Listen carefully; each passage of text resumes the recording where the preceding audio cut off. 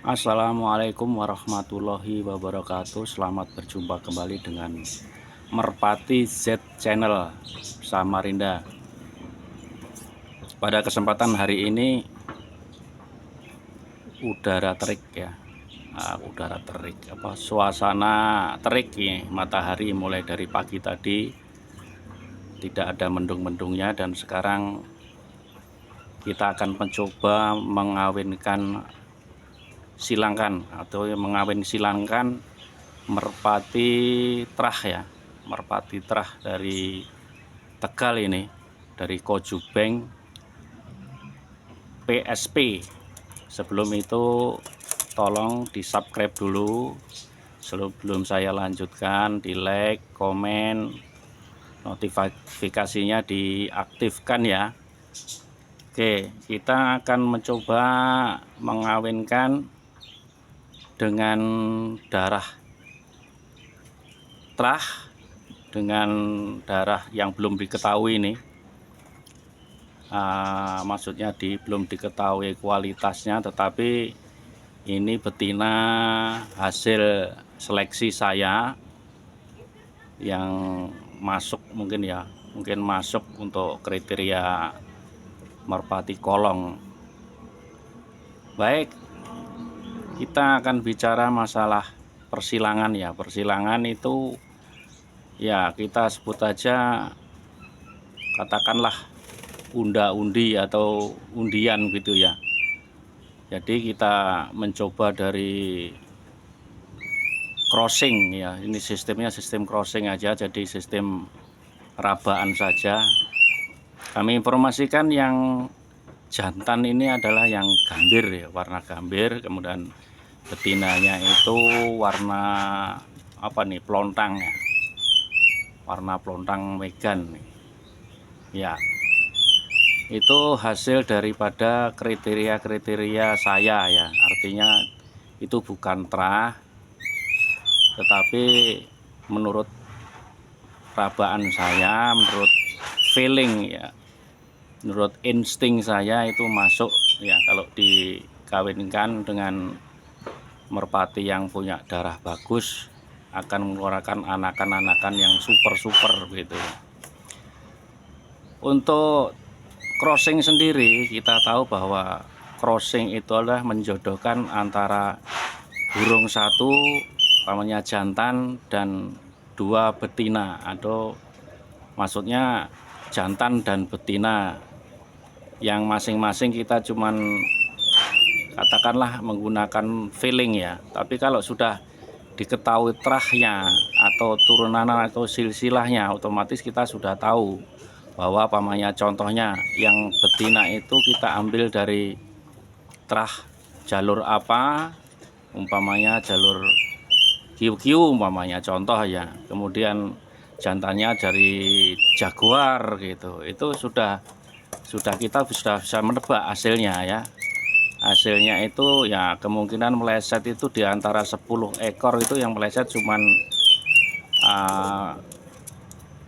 4% atau 3% saja. Namanya crossing itu sudah diketahui apa ya, karakternya dari masing-masing trah itu gitu.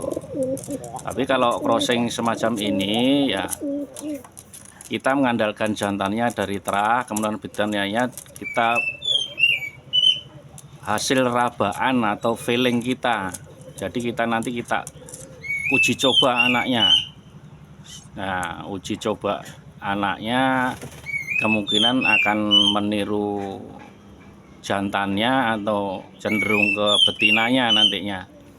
Jadi kalau kita flashback kembali ke awal, utamanya kalau menyilangkan itu biasanya kalau sistem crossing itu yang lebih dominan itu yang betinaan ya, lebih dominan, artinya dia menguasai soal mental, karakter, dan lain sebagainya. Mungkin kalau warna itu bisa 50-50 ya, tapi di sini kita jangan ragu, jangan putus asa.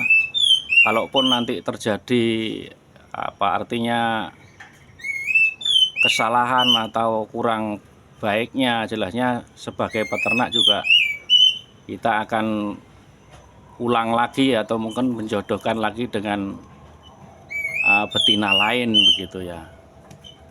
Tapi perlu digarisbawahi untuk anak-anaknya nanti ya kita coba sampel ya, sampel kalau anaknya itu kurang bagus ya artinya ada untuk karakternya di lapangan gitu.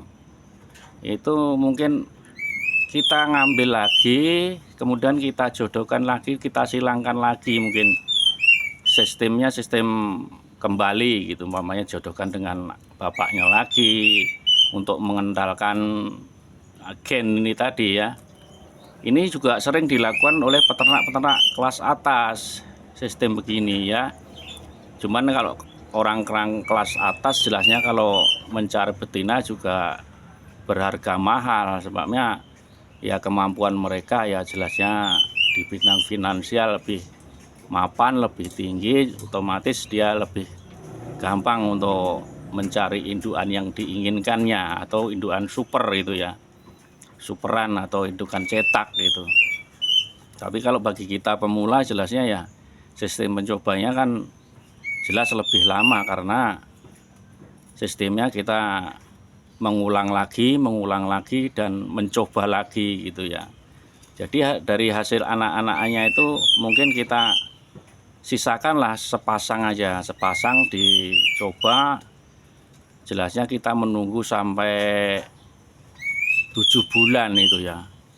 Tapi kalau nanti anaknya yang hasil crossing ini sudah memenuhi syarat, artinya dari segi fisik, dari segi rabaan, dari segi semualah pokoknya mulai warna dan lain sebagainya kita serak dan kita yakin itu burung yang punya potensi ya kita lanjutkan saja gitu, kita lanjutkan sampai berapa kali ternakan gitu ya.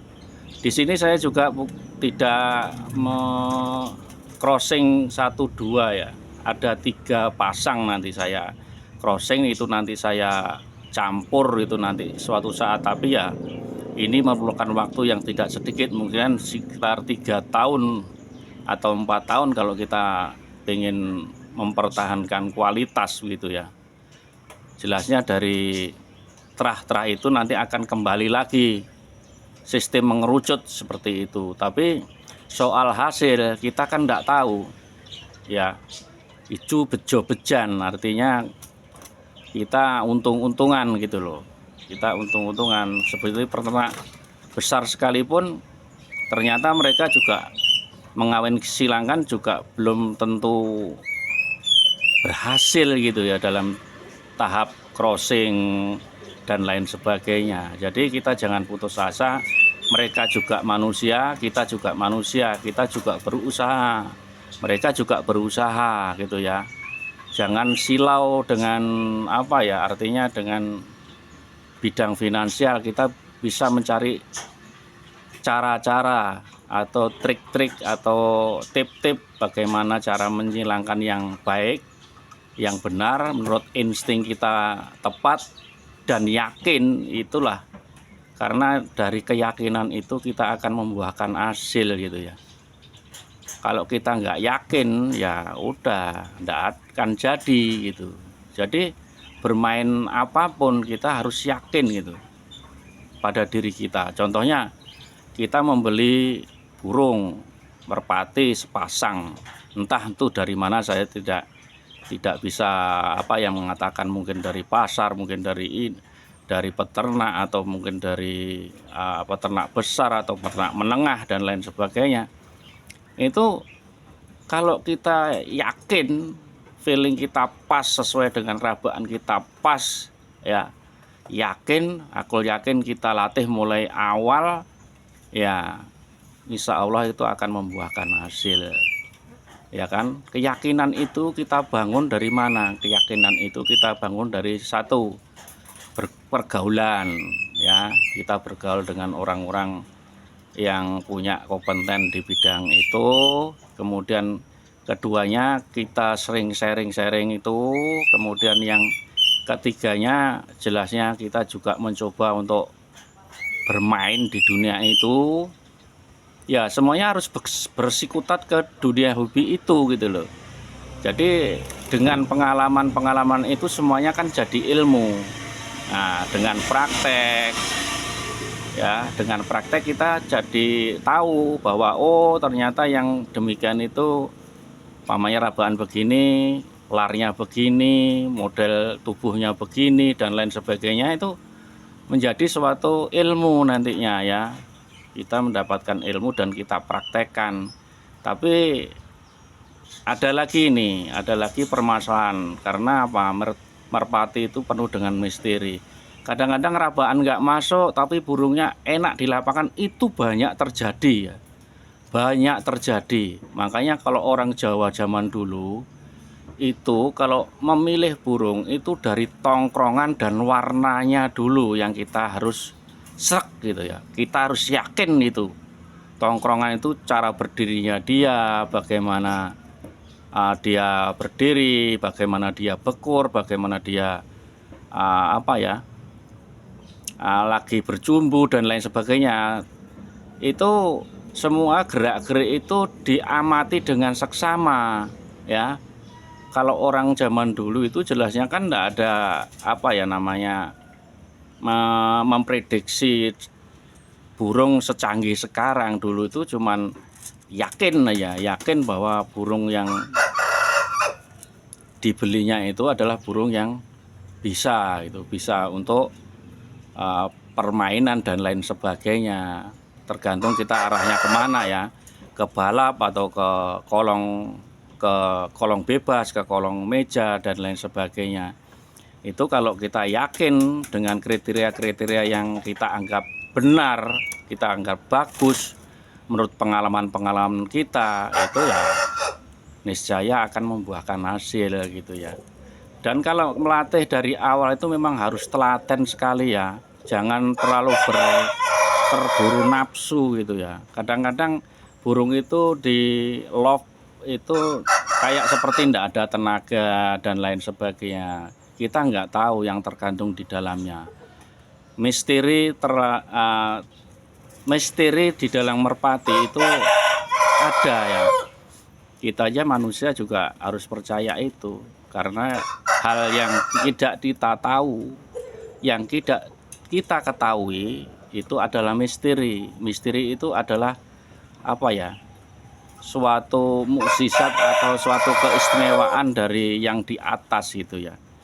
Yang utamanya yakin dulu dah, yakin bahwa burung yang kita beli ini sudah memenuhi syarat dan benar dan bagus.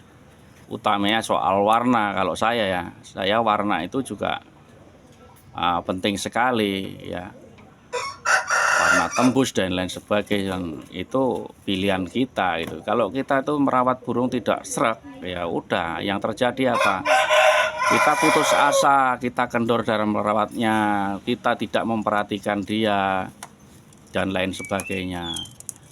Itu aja mungkin ulasan dari saya. Ini soal crossing, jangan ragu-ragu ya, crossing. Nggak usah menggunakan teknik-teknik yang ribet-ribet dah. Pokoknya menurut kemampuan berpikir Anda saja gitu ya. Kalau memikirnya terlalu ribet, nanti malah kita nggak jadi crossing ya, nggak jadi mengawin silangkan gitu. Jadi kita coba aja. Nah, kemudian lihat contoh ini, contoh jantannya ini yang punya terah ini. Cara berdirinya, kemudian posisi ekornya pada waktu nyantai itu beda dia. Perasaanku nih malah seperti Naruto, wayang Naruto itu ya. Jadi badannya itu enggak terlalu panjang, ekornya juga enggak terlalu panjang, tapi ketemunya ekor sama sayap itu juga enggak berbeda jauh gitu, sekitar 1,5 cm gitu ya. Kemudian cara berdirinya itu seperti Naruto itu atau Semar gitu ya. Itu kecenderungannya begitu. Nah, lihat ya. Kemudian dadanya itu terbuka lebar itu. Nah, ini yang dari terah. Mungkin yang lain juga berbentuk berbeda juga saya tuh juga tidak mengamati ya. Tapi pada waktu dipegang tuh ekornya memang ke bawah pada waktu dipegang begitu ya. Nah, kemudian betinanya ini juga ini rabaan saya, ini hasil daripada apa ya? Artinya pengalaman-pengalaman saya, ilmu-ilmu saya di sini ya. Ini ya menunjukkan bahwa dia juga bertubuh kuat dengan supitan yang bagus ya. Ini saya kawin silangkan, mudah-mudahan juga akan menjadi sesuatu nantinya. Gitu aja. Akhirul salam. Assalamualaikum warahmatullahi wabarakatuh. Salam Patiang.